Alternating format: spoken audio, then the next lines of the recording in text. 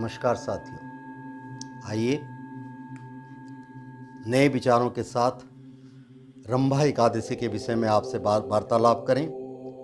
यह 21 अक्टूबर 2022 को आएगी। यह व्रत कार्तिक मास के कृष्ण पक्ष की एकादशी को किया जाता है। इस दिन भगवान केशव की संपूर्ण वस्तुओं से पूजन, नैवेद्य तथा आरती कर प्रसाद वितरित करके ब्राह्मणों को खिलावें। इसी दिन गौवत्स द्वादशी भी है। कथा इस प्रकार से है कि एक समय मुचकुंद नाम का दानी धर्मात्मा राजा राज्य करता था। उसे एकादशी व्रत का पूरा विश्वास था। इससे वह प्रत्येक एकादशी को व्रत करता तथा राज्य की प्रजा पर भी यही नियम लागू किया करता था। उसके चंद्रभागा नाम एक कन्या थी। वह भी पिता से अधिक इस व्रत पर विश्वास करती थी। उसका विवाह राजा चंद्रसेन के पुत्र शोभन के साथ हुआ, जो राजा मुचकुंद के साथ ही रहता था। एकादशी के दिन सभी ने व्रत किया और शोभन ने भी व्रत किया, किंतु क्षीणकाय होने से भूख से व्याकुल हो मृत्यु को प्राप्त हो गया। इससे राजा रानी और पुत्री अत्यंत दुखी हुए। शोभन को व्रत के प्रभाव से मद्राचल पर्वत पर स्थित देवनगर में आवास मिला। वहां उसकी सेवा में रंभादि अप्सराएं तत्पर थी। अचानक एक दिन राजा मुचकुंद मद्राचल पर्वत पर टहलते हुए पहुंचा तो वहां पर अपने दामाद को देखा और घर आकर सब वृतांत पुत्री से बताया। पुत्री भी समाचार पाकर पति के साथ चली गई और दोनों सुख से उस पर्वत पर रंभादिक अप्सराओं से सेवित निवास करने लगी। जो भी व्यक्ति इस रंभा एकादशी को करता है वह गृहस्थ जीवन के अंदर सुख आनंद की पूर्ण प्राप्ति करता है। इसी दिन गौवत्स द्वादशी भी है। यह त्योहार विशेषतः कार्तिक कृष्ण पक्ष द्वादशी को आता है, तो यह 21 तारीख को दोनों एकादशी एवं द्वादशी यह पर्व चल रहा है।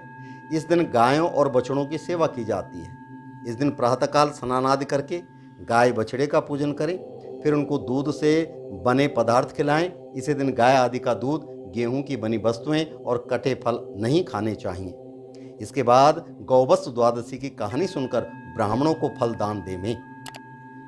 कथा इस प्रकार से है कि बहुत समय पूर्व भारत में स्वर्णपुर नामक नगर में देवदानी राजा राज्य करता था। उसके सवस्ता एक गाय और एक भैंस थी। राजा के दो रानियां थी, सीता और गीता। सीता भैंस के से सहेली के समान तथा गीता गाय बछड़े से सहेली और पुत्र सा प्यार करती थी। एक दिन भैंस सीता से बोली, हे रानी, गाय बछड़ा होने से गीता रानी मुझसे ईर्ष्या करती है। सीता ने कहा, यदि ऐसी बात है तो मैं सब ठीक कर लूंगी। सीता ने उस दिन गाय के बछड़े को काटकर गेहूं की राशि में गाड़ दिया। इसका किसी को पता न चला। राजा जब भोजन करने बैठा तब मांस की वर्षा होने लगी। चारों ओर महल के अंदर मौत और खून दिखाई देने लगा। जो भोजन की थाली थी उसका सब भोजन मलमूत्र हो गया। ऐसा देखकर राजा बहुत चिंतित हुआ। उसी समय आकाशवाणी हुई, हे राजन, तेरी रानी सीता ने गाय के बछड़े को काटकर गेहूं की राशि में दबा दिया। इसी से सब कुछ हो रहा है। कल गौवत्स द्वादशी है, इसलिए भैंस को राज्य से बाहर करके गाय और बछड़े की पूजा करो। दूध तथा कटे फल नहीं खाना, इससे तेरा पाप नष्ट हो जाएगा और बछड़ा भी जीवित हो जाएगा।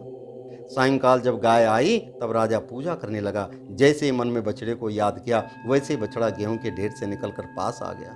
यह देख राजा प्रसन्न हो गया। उसी समय से अपने राज्य में आदेश कर दिया कि सभी लोग गौवत्स द्वादशी का व्रत करें।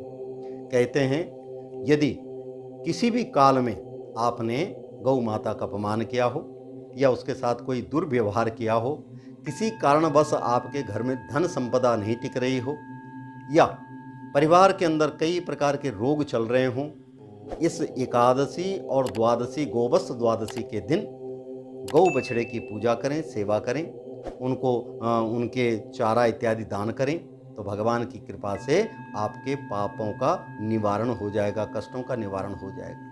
इन्हीं शब्दों के साथ मैं अपनी वाणी को विराम देता हूँ। नए विचारों के साथ में फिर आपके साथ आएंगे। मित्रों, अब नज़दीक ही धन त्रयोदशी आने वाली है, उसके विषय में भी आपसे वार्तालाप करेंगे। और उसके बाद दीपावली बहुत ही उल्लास और उन्मत्त का त्यौहार है, दीपमालाओं का त्यौहार है। उस त्यौहार के विषय में भी आपसे चर्चा करेंगे। अगले वीडियो में आप ज़रूर मुझे देखिए। और हाँ, एक प्रार्थना मेरी आपसे है कि अपने विचारों के साथ साथ में इन विचारों को भी सबके साथ में सम्मिलित करें, तो बड़ा लाभ होता है। कहते हैं, ज्ञान से ज्ञान की चर्चा करने से ज्ञान की वृद्धि होती है। कई बार ऐसा होता है, कई अच्छे-अच्छे शब्द आपके आते हैं, मुझे बड़ा अच्छा लगता है, मैं उनका निवारण करने की कोशिश करता हूँ। पीछे एक बहन ने बड़ा सुंदर शब्द पूछा कि आचार्य जी, अभी तारा डूबा हुआ है, तो क्या करवा चौथ में हम नया वस्त्र इत्यादि ले सकते हैं? तो बहनों, आपसे मेरा निवेदन है, ये करवा चौथ पति पत्नी के प्रेम का प्रगाढ़ उत्सव है। इस उत्सव में जितना हो सके आप जो है हर्षोल्लास से अपने आनंद को बढ़ाइए। आप खरीद सकते हैं नए वस्त्र, नए भूषण, नई चीज़ें आप ले सकते हो, इसमें कोई दुविधा नहीं। ये तो आपके प्रगाढ़ प्रेमता का एक प्रतीक है। इन्हीं शब्दों के साथ मैं अपनी वाणी को विराम देता हूँ। नए विचारों के साथ आपके समक्ष आएंगे, तब तक के लिए नमस्कार।